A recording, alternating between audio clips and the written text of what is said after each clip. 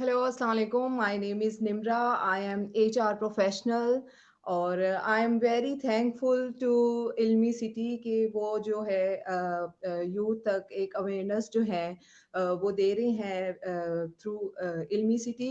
और जो एक माइंडसेट ये लोगों को अवेयरनेस के तौर पर दे रहे हैं, वो माइंडसेट बहुत ही ज़्यादा ज़रूरी है और I am very thankful to them.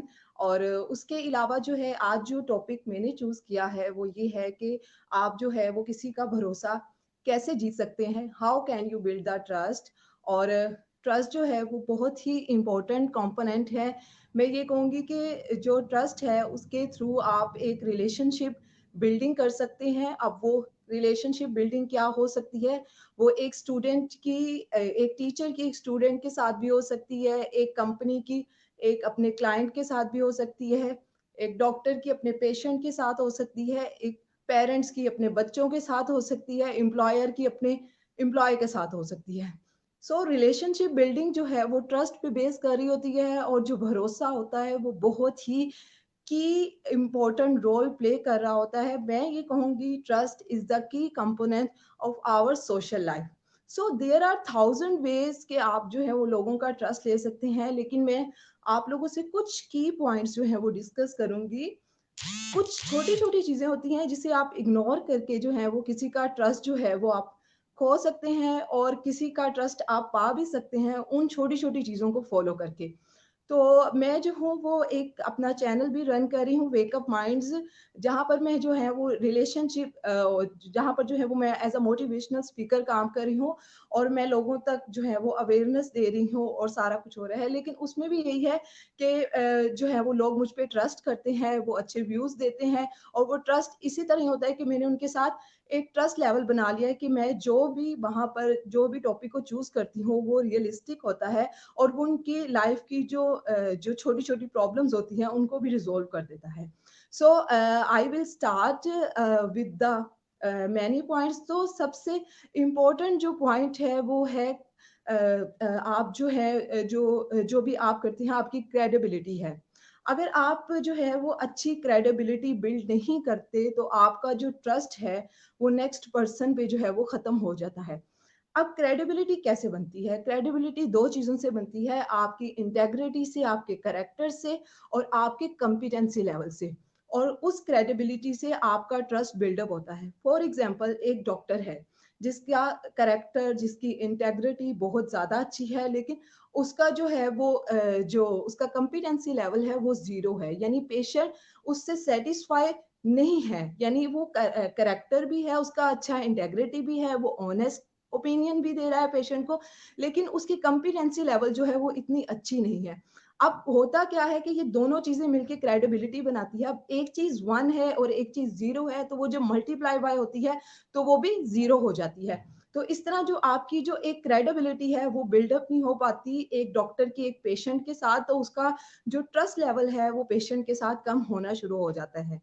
अगर इस तरह ही हम एग्जाम्पल लें अपने पॉलिटिशियंस की, जो क्या करते हैं, जो कैरेक्टर वाइज़ भी अच्छे हो सकते हैं, उनका इंटेग्रिटी लेवल भी अच्छा हो सकता है, लेकिन एक तरफ जो उनका कॉम्पिटेंसी लेवल है, वो अच्छा नहीं होता, वो बहुत ज़्यादा दावे करते हैं, लेकिन वो उन चीज़ों को पूरा नहीं कर पाते, वो अपनी स्किल्स को शो नहीं करवा पाते, वो पब्लिक के लिए जो है वो लॉन्ग टर्म कोई भी सॉल्यूशंस प्रोवाइड नहीं करते कंट्री को, तो उनकी क्रेडिबिलिटी अल्टीमेटली खराब हो जाती है, जिसकी वजह से उनका जो ट्रस्ट है, वो पब्लिक पर बनना कम हो जाता है और जिसकी वजह से जो है वो उनकी गवर्नमेंट जो है वो पीछे हो जाती है।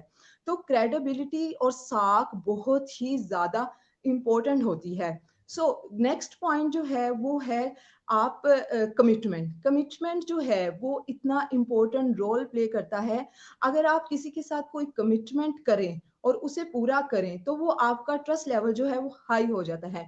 लेकिन अगर आप किसी के साथ कोई कमिटमेंट कर रहे हैं, आप कह रहे हैं कि नहीं मैं ये तुम्हारा काम कर दूँगा। अब सबसे इम्पोर्टेंट कमिटमेंट में मैं जो एग्ज़ाम्पल दूँगी वो पेरेंटिंग की दूँगी, कि जो पेरेंट्स हैं वो जब अपने बच्चों को कहते हैं कि आप जो है वो मैट्रिक में या इंटर में अपने इन एक इ इस आपने ये वाले मार्क्स जो हैं वो गेन करने हैं, तो मैं आपको जो है वो ये चीज़ खरीद के दूँगा या ये चीज़ लेके दूँगा। अब उससे क्या होगा, बच्चे का trust level for the time being parents पे डेवलप हो जाता है। लेकिन होता क्या है कि पेरेंट्स उसकी उस नीड को फुलफिल नहीं कर पाते और वो पहले ही जो है वो उससे कमिटमेंट कर लेते हैं, वो पास आउट भी हो जाता है उन मार्क्स से जो पेरेंट्स एक्सपेक्ट कर रहे होते हैं। अब बच्चे को जब वो लेकर नहीं दे पाते तो वो जो पेरेंट्स की क्रेडिबिलिटी होती है वो बच्चे पर खराब पड़ जाती है और बच्चे का जो ट्रस्ट लेवल है वो खत्म होना शुरू हो जाता है ड्यू टू रॉन्ग और फॉल्स कमिटमेंट। इस तरह ही जब कोई कंपनी होती है वो अपने कस्टमर के साथ या अपने क्लाइंट के साथ किसी भी प्रोडक्ट से रेलिवेंट कोई कमिटमेंट करता है कि हमारा प्रोडक्ट जो है वो आपको ये चीजें जो है वो दे सकता है। अब होता ये है कि उसमें वो फीचर्स ना हो, उसमें वो जो है वो उस तरह की एफिशिएंसी ना हो उस प्रोडक्ट में, तो क्या होता है कि उस कंपनी की उस कस्टमर के साथ जो है क्रेडिबिलिटी खराब हो जाती है और क्रेडिबिलिटी खराब हो जाती है क्योंकि वो रॉन्ग कमिटमेंट करता है, उसे रॉन्ग फॉल्स देता है। तो जो ये चीज़ होती है, ये भी बहुत ज़्यादा इम्पोर्टेंट होती है। अगर आपने किसी से भी कमिटमेंट करनी है, तो आप उसे पूरा करें वरना आप ना करें commitment. The third is the level of respect. Level of respect से जो है वो आपका ट्रस्ट जो है वो बहुत ज़्यादा बनता है। For example you are working in a company और जहाँ पर एक सीईओ भी काम कर रहा है, लाइन मैनेजर्स भी काम कर रहे हैं और सपोर्टिंग स्टाफ भी काम कर रहा है। वो स्टाफ जो कि सफाई का काम करता है, वो स्टाफ जो कि चाय देने का काम करता है। लेकिन आप क्या करते हैं, आपका जो लेवल ऑफ रिस्पेक्ट है, वो should be equal with everyone. For example आप सीईओ को जो लेवल ऑफ रिस्पेक्ट दे रहे हैं, वो ही लेवल ऑफ रिस्पेक्ट आपने स्वीपिंग स्टाफ को भी देनी है, वही लेवल ऑफ रिस्पेक्ट आपने चाय बनाने वाले को भी देनी है। इससे क्या फ़ायदा होगा कि उस स्वीपिंग स्टाफ का, उस चाय बनाने वाले का आप पर ट्रस्ट लेवल बढ़ जाएगा। जब आप उसे रिस्पेक्ट देंगे, आप उनकी बातें सुनेंगे, तो उससे जो है वो रिस्पेक्ट का लेवल बढ़ेगा जिसकी वजह से उसका एक ट्रस्ट बिल्ड होगा और वो अपनी प्रॉब्लम्स आपसे ईज़िली शेयर कर पाएगा। तो इस तरह भी आप ट्रस्ट को जो है वो गेन कर सकते हैं, लोगों का भरोसा जीत सकते हैं। The fourth one is the listen more. जब आप किसी को सुनते हैं खामोशी से, आप उसे कहते हैं कि मैं आपकी बात सुनना चाहता हूं और आप अपने व्यूज देने से पहले उसकी बात को कंप्लीट होने देते हैं, तो इट मीन्स कि आपका जो ट्रस्ट लेवल है वो उस बंदे पर बनना शुरू हो जाता है। मैं यहाँ पर एग्जाम्पल एक साइकोलॉजिस्ट की दूंगी जो कि अपने पेशेंट्स को जब चेक करता है, वो देखता है कि मेरा पेशेंट बहुत ही ज्यादा डिप्रेस है, उसमें बहुत ज्यादा एग्जाइटी लेवल जो है वो बहुत ज़्यादा बढ़ गया है। तो वो क्या करता है, वो अपने पेशेंट की बात को सुनता है।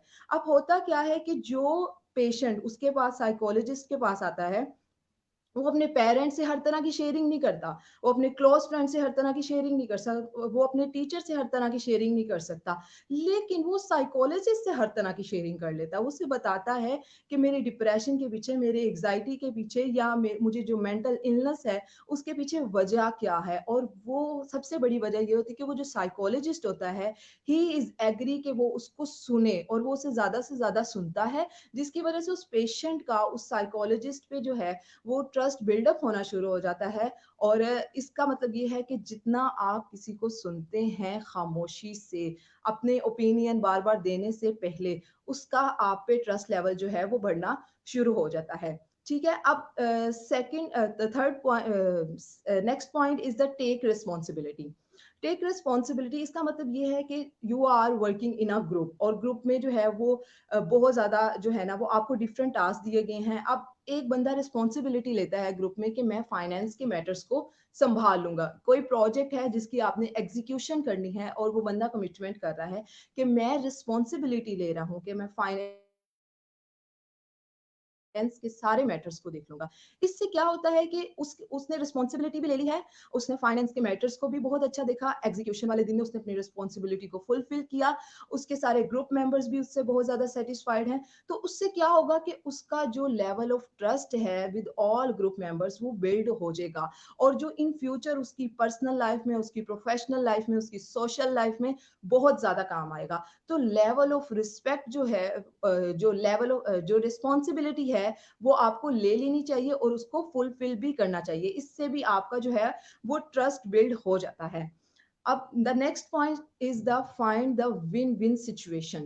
अब विन विन सिचुएशन क्या होती है कि फॉर एग्जांपल एक कस्टमर जो है एक कंपनी के पास एक कस्टमर आता है, उसका क्लाइंट आता है और वो उसे कहता है कि मुझे ये प्रोडक्ट चाहिए जिसके ये फीचर्स हों, या मुझे ये कपड़े चाहिए जिसमें ये क्वालिटी हो। अब वो कंपनी का बंदा क्या करता है, वो उसे कहता है कि हमारे पास ये प्रोडक्ट इस रेंज में है, इसकी ये क्वालिटीज़ हैं, इसके ये फीचर्स हैं। अब उसने उस कस्टमर को, उस क्लाइंट को इतना सैटिस्फाई ज़रूर करना है कि जो वो चाह रहा है, जो उसकी डिमांड है, जो उसकी नीड है, वो उस प्रोडक्ट में पूरी हो जाए, और जो कंपनी के जो बेनिफिट्स हैं, कंपनी की जो एक प्राइस रेंज है, वो उसमें भी वो फुलफिल हो जाए। तो आपने नेक्स्ट पर्सन के साथ एक विन विन सिचुएशन क्रिएट करनी है। अब विन विन सिचुएशन से क्या होगा कि आपका जो एक रिलेशनशिप है, वो स्ट्रॉन्ग बिल्ड होगा उस बंदे के साथ, एक रिलेशनशिप बिल्डिंग होगी, वो नेक्स्ट टाइम भी आपके पास आएगा, वो आपके ही प्रोडक्ट को लेगा, क्योंकि आपने उसके साथ एक ट्रस्ट लेवल बिल्ड कर लिया है। आपने उसको ये नहीं कहा कि हमारे पास यही प्रोडक्ट है, जो आप चाह रहे हो, आपकी डिमांड ज़्यादा है, हमारे प्रोडक्ट में इतने फीचर्स नहीं है। तो आपने उसको ऐसा प्रोडक्ट देना है जो उसकी रिक्वायरमेंट्स को भी पूरा करे और आपकी अपनी प्राइस की रेंज को भी पूरा कर सके। ना आप लॉस में जाएँ, ना वो लॉस में जाएँ, तो दोनों के लिए एक विन-विन सिचुएशन हो जाए।